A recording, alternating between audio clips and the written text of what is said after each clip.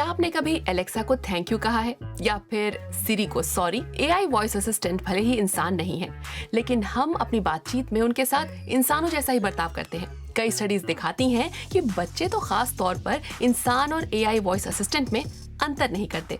जब इंसान और एआई के बीच अंतर धुंधलाने लगे हैं तो इसके क्या मायने होते हैं, आइए देखते हैं। क्या एलेक्सा की भी भावनाएं होती हैं? एलेक्सा और गूगल होम जैसे गैजेट्स असल में वॉइस बेस्ड कॉन्वर्सेशनल असिस्टेंट्स होते हैं। धीरे धीरे ये कितने आम होते जा रहे हैं। दुनिया भर में बच्चे भी लगभग नियमित तौर पर एआई सिस्टम्स के साथ बातचीत कर रहे हैं। स्कॉटलैंड की एक रिसर्च टीम ने 6 से 11 साल के बच्चों के इंटरव्यू लिए।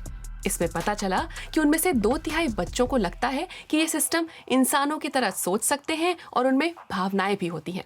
कुछ छोटे बच्चों ने तो यहाँ तक कहा कि अगर उनकी एलेक्सा खराब हो जाए तो उसे फेंकना नहीं चाहिए। 10 से 11 साल वाले करीब 80% बच्चों को लगता है कि कई बार बातचीत के दौरान एलेक्सा को अलग थलग महसूस होता होगा। रिसर्चर ये नहीं मानते कि इससे बच्चों के कॉग्निटिव डेवलपमेंट पर कोई बुरा असर पड़ेगा, लेकिन वो इस खतरे की ओर आगाह करते हैं कि बच्चे एआई सिस्टम्स पे जरूरत से ज्यादा विश्वास कर सकते हैं।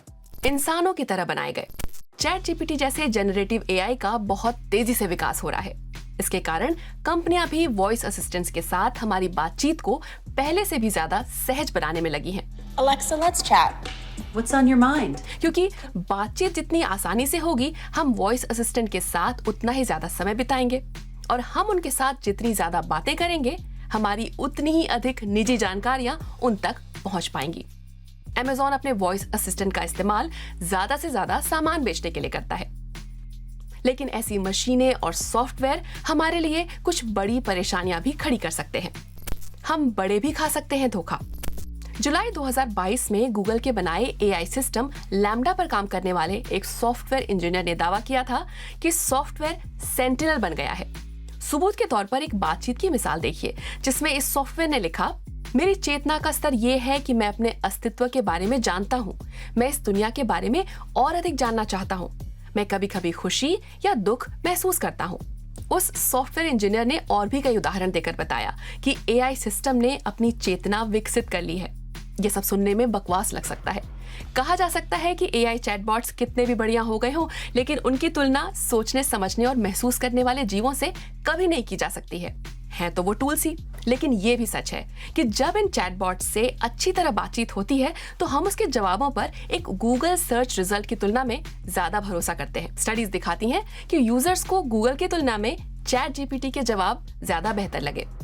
लेकिन एआई चैटबॉट्स भी गलतियां करते हैं, इसलिए उन पर दूसरे डिजिटल टूल्स से ज्यादा भरोसा करना सही नहीं होगा।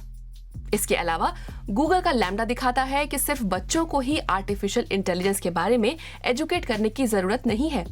स्कॉटलैंड के रिसर्चर अब एआई लिटरेसी की बात कर रहे हैं। वो चाहते हैं कि स्कूलों में बच्चों को एआई के बारे में बताया जाए। वो ये भी चाहते हैं कि कंपनियां जिम्मेदारी लें कि उनके एआई प्रोडक्ट्स बच्चों या बड़ों को भ्रमित नहीं करेंगे।